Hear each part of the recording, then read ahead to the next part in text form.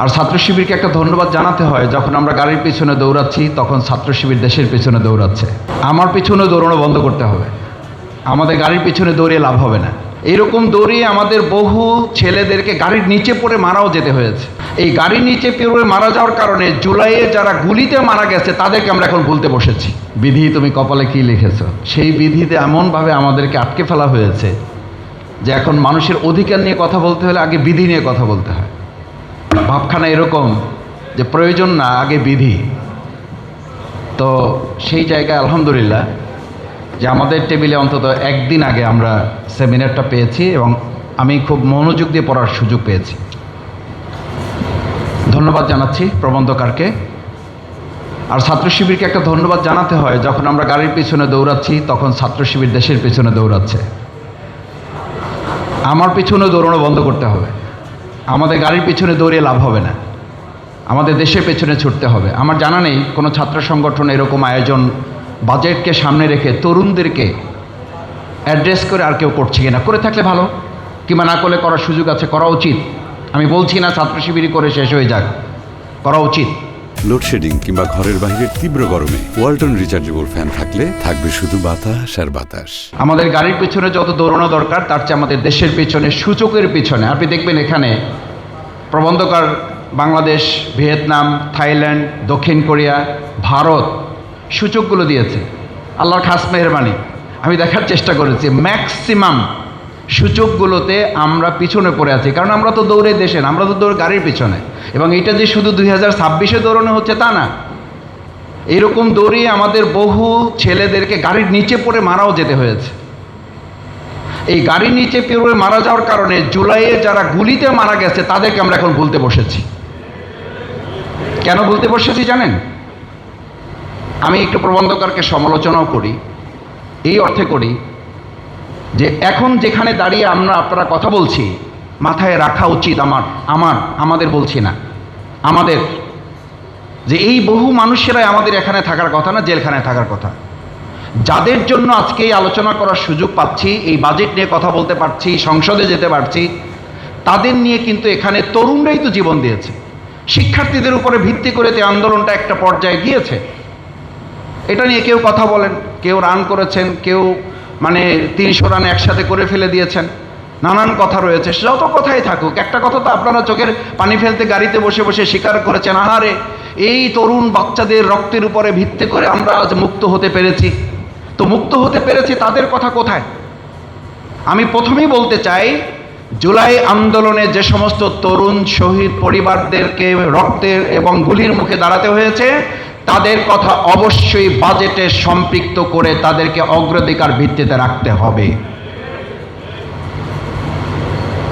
আপনি কোথায় আলোচনা করছেন?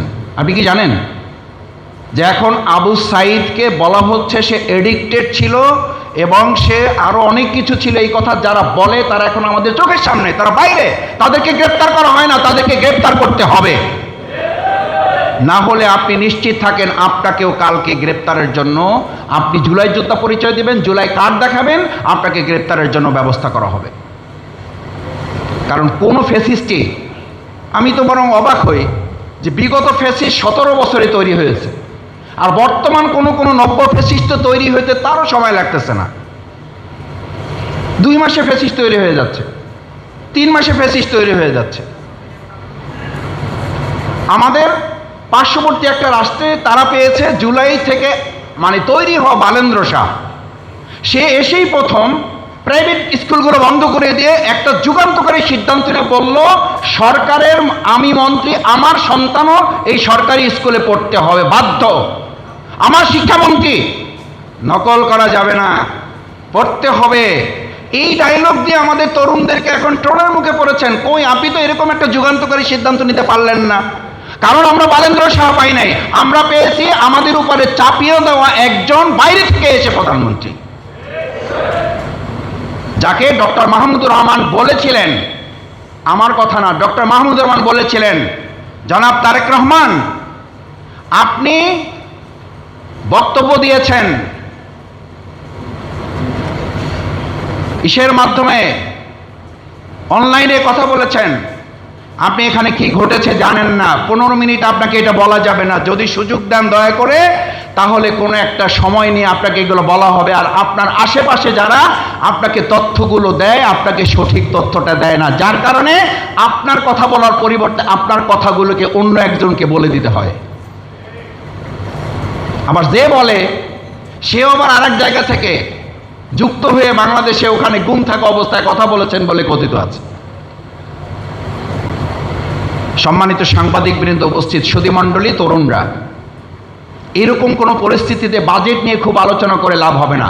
কারণ কি জানেন, আমরা ওই সংসদে কথা বলার মানে সংসদ অধিবেশনের মুলতবি হওয়ার ফাঁকে যখন লেজার হয় আর কি, ব্রেক হয়, আমরা বলি নিজেরা হাসাহাসি করি, স্কুল ছুটি হয়েছে চলেন একটু চা খাই। তো চা খাওয়ার ফাঁকে সরকার এবং আমরা যারা আছি সবাই মিলে আলোচনার একটা কথা, নাই নাই এবং নাই। আমাদের শ্রদ্ধেয় অন্তর্বর্তীকালীন সরকারের মাননীয় প্রধান উপদেষ্টা 3 জিরোসের কথা বলেছিলেন, আর আমরা এখন এই সরকারে বলি এই সরকারে 3 জিরো আছে, এটাও 3 জিরোস।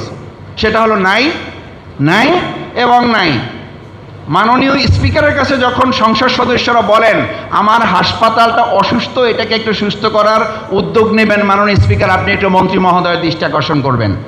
স্পিকারের জায়গা থেকে তখন তিনি বলেন আমার এলাকারও একই অবস্থা, আমি তো এটা বলতেও পারি না, আমি এমন জায়গায় আছি আমার তো বলারও সুযোগ নাই, আপনি আমার পক্ষ হয়ে একটু বলে দেন, আপনাকে 1 মিনিট সময় বাড়াই দিলাম। This is scenario. এটাকে আমরা বলে থাকি সর্বাঙ্গে ব্যথা ওষুধ দেবেন কোথায়।